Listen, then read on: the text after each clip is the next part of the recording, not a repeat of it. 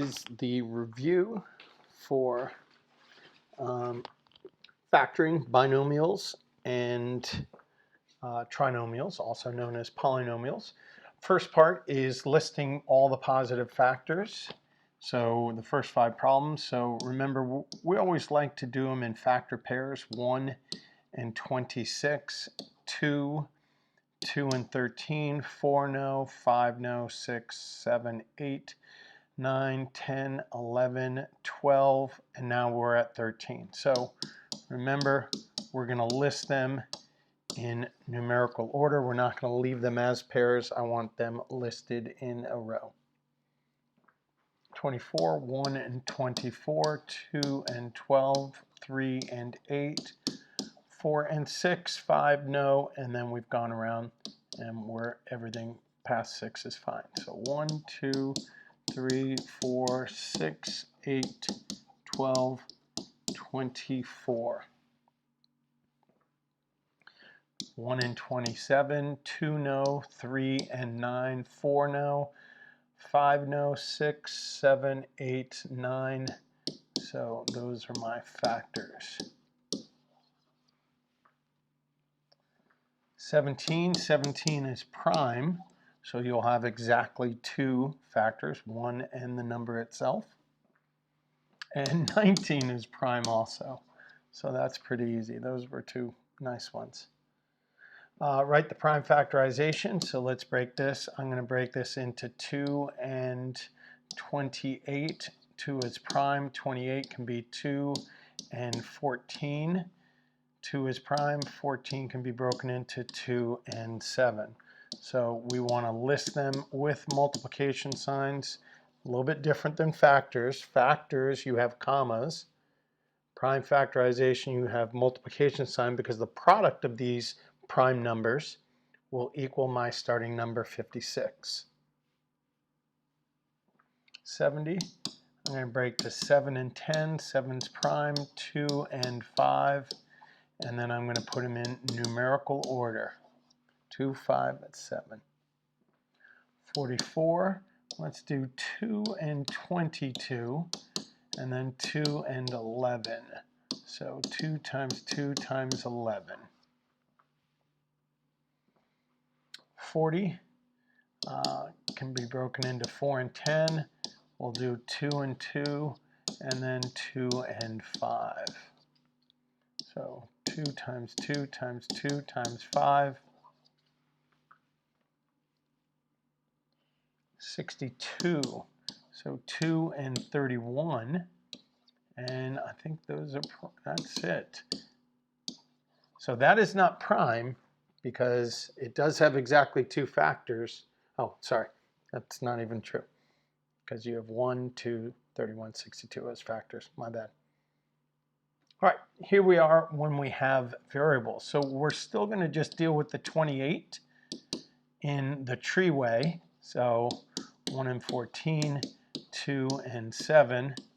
And then the prime factorization of x to the third is just, let's do it up here, x times x times x. We're just breaking it down.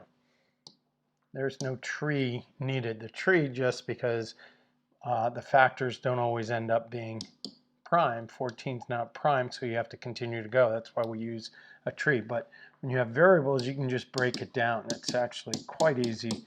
And so the answer is going to be this. So we'll take both pieces, the factor tree and then the breaking down of the variable. So 15 is 3 and 5, both are prime, and then you can do it easily. N squared has n times n. That's 2 and 4, 2 and 2, so you get 2 times 2 times 2 times a times a. 25 is 5 and 5, both prime, and only one variable. I like this one. 14 is 2 and 7, and now notice we have 2 variables. So x squared gets broken into that, and y just gets lopped on at the end. All right, that was part 1. Part 2, now we're going to factor out the common factor. So we have to find the GCF. And you see how this comes into play. So 10r is 2 times 5 times r. 20 is 2 times 2 times 5. What do they have in common? They have a 2 in common and a 5 in common. So my GCF is 2 times 5, or 10. So I'm going to factor out a 10. That's the common factor. And then what am I left with? I'm left with r plus 2. And I got that r and the positive 2 because that's what's left over when you factor out the 10. When you take the 10, not that one, when you take the 10 from the 10r's, prime factorization, you're left with the r. That's the thinking there. So 7, oh, I don't want yellow, 7a and negative 7. 7a's prime factorization is 7 and a. This is a tricky one. Negative 7's prime factorization is negative 1 times 7. What do they have in common? They have a 7 in common. I didn't want it in that color. I like using my purples. That's what they have in common. So that's going to be my GCF. So I'm going to factor out the 7, and that leaves me with an a minus 1. That's a good one. It'll be interesting to see how many people get that right. 28n and 35. 28, prime factorization, 28. I don't do that one very often. 2 gives me 14, and 2 and 7. So 2 times 2 times 7 times n. 35, a little bit easier, 5 and 7. So my GCF is going to equal, my GCF is going to be 7. And then, so that's my GCF. That's what I'm factoring out. What am I left with? 4n. And I'm left with 5 from the 35, plus 5. 16a to the 4th. We've got some big variables here. Negative 40a to the 3rd. So that's 2 times 2 times 2 times 2 times a times a times a times a. We have negative 1, and you have 2 times 2 times 2 times 5 times a times a times a. What do they have in common? They have a 2 in common. They have another 2 and a third 2. They have an a second a, and a third a. So my GCF is going to be 2 times 2 times 2 times a times a times a, which gives me 8a cubed. Ooh, that's a good one. What am I left with? I'm left with 2a, and I'm left with negative 1 times 5, which is negative 5. So that would be my factor. That would be my term, my expression factored properly. 21m squared and 30.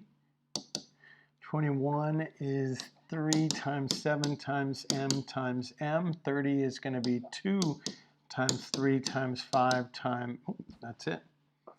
What do they have in common? They have a 3. That's it. Not much there. So my GCF is 3. I'm going to factor out a 3. That leaves me with 7m squared. And that's going to leave me with 10. 2 times 5 is 10. Plus 10. That's positive 10. Here's our first 3 terms. Now we have a trinomial that we are factoring.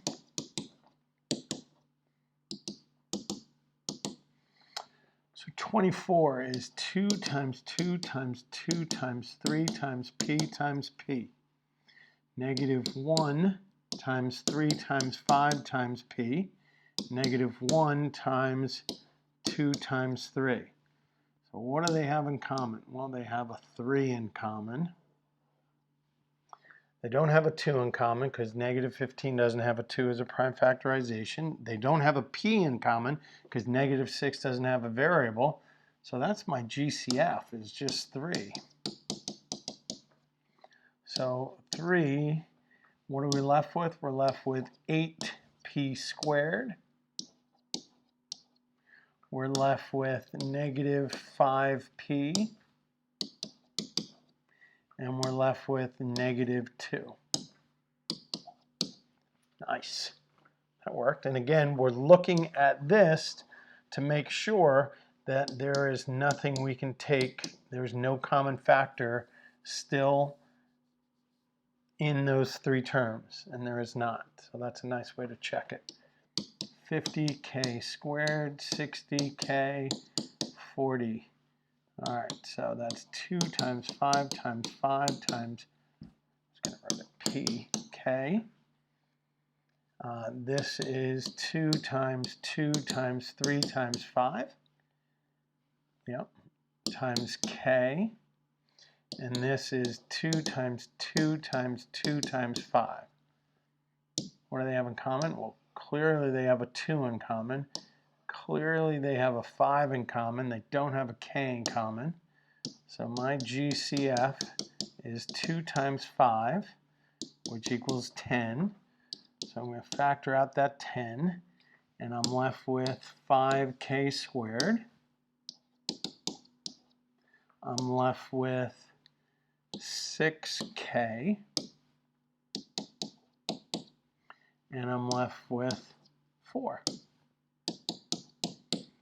And again, 5k squared, 6k, and 4 don't have any other common factor left in it. Woo, look at that big one. We should probably move it over a little bit. 49. Oh, I'm going to have to x to the 8th. Whoa. 56 x to the 4th. 35 x to the 3rd. I am definitely going to run out of space here. So, come on. Yep, you're going to be a pain. So I'm going to write it way down here. I'm going to write it over here. 49 x to the 8th. 56 x to the 4th. 35 x to the 3rd. So 49 is 7 times 7 times 1, 2, 3, 4, 5, 6, 7, 8. 56, let's do 2, which is 2 and 28, 2 and 14, 2 and 7. That's good. Times x times x times x times x. 35 is easy. 5 times 7, that's an ugly 7, times x times x times x. We've got a 7 in common. We have, oh, let's see how we're going to do that. 1, 2, 3 x's in common. So my GCF, we'll write it up here, is going to equal 7 times x times x times x, or 7x to the 3rd. Take that out, you're left with 7. 1, 2, 3, 4, 5, 7x to the 5th. And we're left with 8x.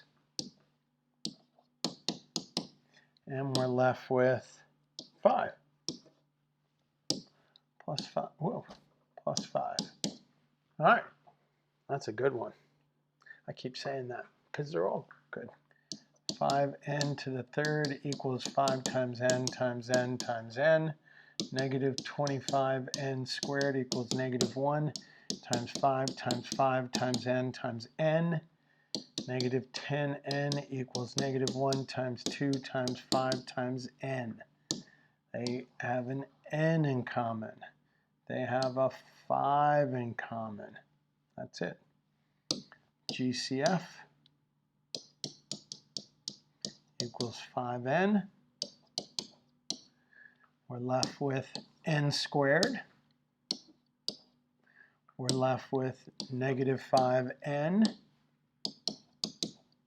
And we're left with negative 2.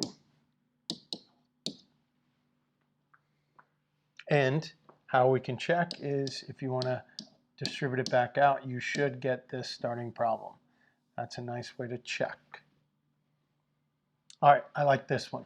So this is one of the final ones. It's the final factoring one. Notice our first term is negative. So we have to pull out a negative from all three terms. So when we have negative 6m squared, negative 4m, and negative 16, oh, I didn't even mean to do this. I wish one of those was positive. It would have, but we're going to have negative 1 times 2 times 3 times m times m. We have negative 1 times 2 times 2 times m, and negative 1 times 2 times 2 times 2 times 2. So we got lucky here. We didn't have to create any negatives because each one had a negative. So we were able to do that. So my GCF is negative 1 times 2, or negative 2. So we're going to factor out a negative 2, and that leaves me with 3m squared plus 2m plus 8. So hopefully everybody got that one right. Simplify. All right, so we can do this again. If we do the prime factorization of 12v to the third, that's 2 times 2 times 3 times v times v times v. And that is 16v squared, which equals 2 times 2 times 2 times 2 times v times v. If we write this fraction, notice it's a little bit different than GCF. We're not finding GCF. We're not circling what they have in common. We're just writing these out because it's a big fraction. We write the prime factorization out, and when we have v over v, that cancels to make 1, and v over v cancels and make 1, and 2 over 2 cancels and make 1 to make 1. And now, what are we left with? We're left with 3v over 4. So that's a nice way of reducing a fraction. You could have also broken it into, you could have broken the fraction and the variables. You could have had 12 over 16, which reduces to 3/4, and v cubed over v squared. You could have done the subtraction method and gotten v in the numerator, and then you would combine both of those, which would again give you 3/4 v or 3v over 4. Both ways are okay, but since we're dealing with prime factorization, it's not a bad thing to keep doing it in that manner. 54 is 2, which is 27.